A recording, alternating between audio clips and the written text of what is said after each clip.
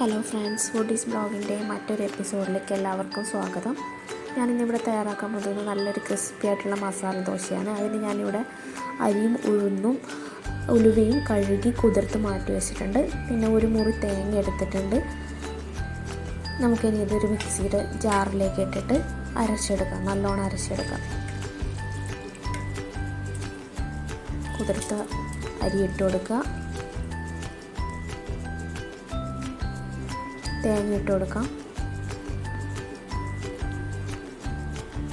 പിന്നെ നമുക്ക് വീട്ടിലുണ്ടാകുന്ന കുറച്ച് ചോറ് വേണം. നമ്മുടെ ദോശ നല്ല സോഫ്റ്റ് ആവാൻ വേണ്ടിയാണ് ചോറിട്ട് കൊടുക്കുന്നത്. കുറച്ച് മതിയാവും. അത് നമ്മൾ അരച്ചെടുത്ത് ഒരു പാത്രത്തിലേക്കാക്കി മാറ്റി വയ്ക്കുക. ഒരു ഓവർനൈറ്റ് ഫുള്ള് വെക്കുക. അപ്പോൾ നമ്മുടെ ദോശമാവ് ഇതുപോലെ പൊങ്ങി വരും. നല്ലോണം പൊങ്ങി വന്നിട്ടുണ്ട്. ഇനി ഇവിടെ ഞാനൊരു 3 ഉരുളക്കിഴങ്ങ് എടുത്തിട്ടുണ്ട്. ഉരുളക്കിഴങ്ങ് നമുക്ക് കുക്കറിൽ വെച്ച് വേവിക്കാം.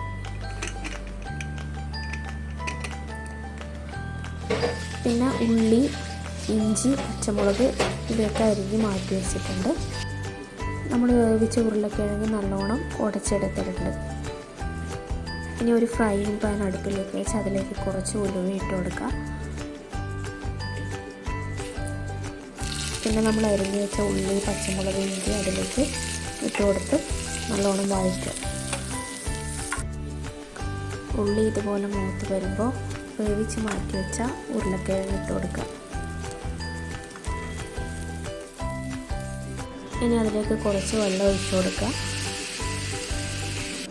കുറച്ച് മഞ്ഞൾപ്പൊടി ഇട്ട് കൊടുക്കുക. കുറച്ച് ഉപ്പിട്ട് കൊടുക്കുക.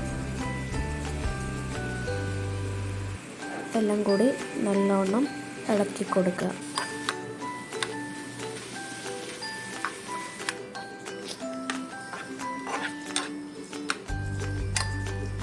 ഇനി നമുക്ക് നമ്മൾ മാറ്റി വെച്ച മാവെടുത്ത് ദോശ ചുടുക.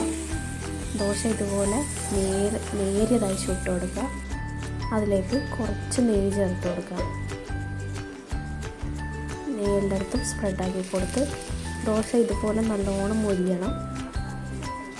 നമ്മളിപ്പോൾ എടുത്തിട്ടുള്ളത് ചെറിയ തവയാണ്. വലിയ തവയുള്ളവർക്ക് ഇതിനേക്കാളും വലിയ ദോശയാക്കാം കേട്ടോ.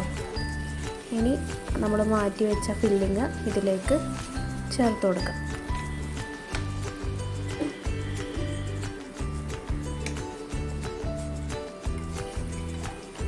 നന്നായി മൊരിഞ്ഞതിന് ശേഷം മടക്കിയിട്ട് കൊടുക്കുക.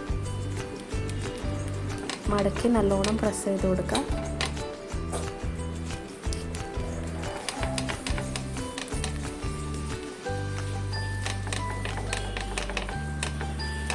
നമ്മൾ വീട്ടിൽ നിന്ന് തയ്യാറാക്കിയ മസാല ദോശ റെഡി.